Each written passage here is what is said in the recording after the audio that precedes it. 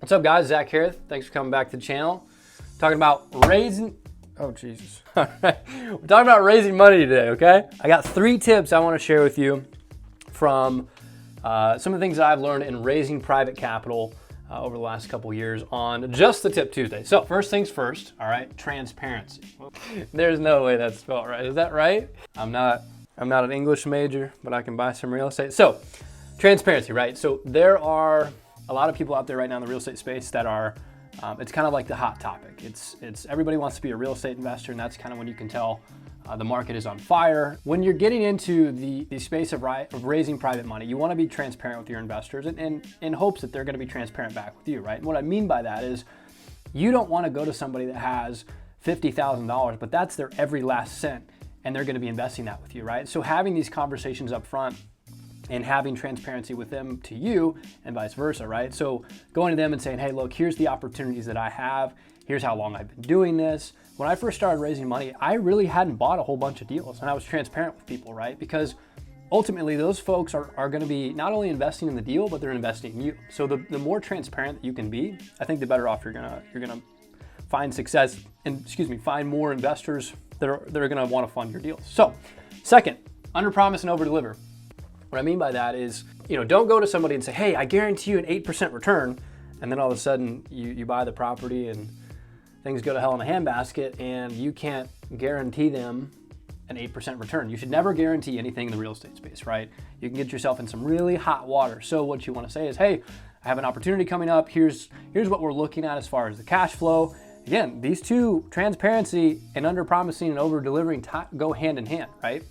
So for example, with some of the deals that I do, if it's a single family, right? I'll go to someone and say, hey, I have an opportunity. It's going to be a $50,000 investment. Here's the X amount of interest rate or X amount of return that we'd be looking at as far as returning you, right?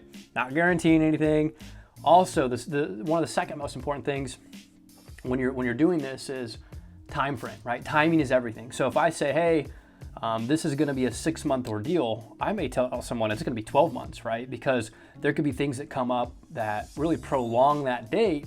And if you tell someone 6 months and it turns into 8 or 12 or 16, 18, 24 months, they're not going to be happy with you, right? So in the back of my mind, if I have a deal that's going on, again, if it's a single family property, it's a flip, it's a buy and hold, and I know I'm going to have that person's money tied up for 6 months, I'll typically tell them 12. And when I return their money in 6 months or 3 months, they're ecstatic, right? It makes them want to reinvest with you. So that's how I build rapport with some of my investors. But again, under promise and over deliver every single time. All right, guys. So last but not least, treat it like it's yours, right? It's one thing to lose your own money.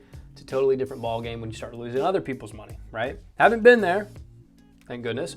But important part here is the fact that when someone invests with you, or you bring an opportunity to someone and they take you up on putting that together and deploying their money, you want to treat it like it's yours, right? You want to make sure that no matter what, you get that money, you get that person's money back.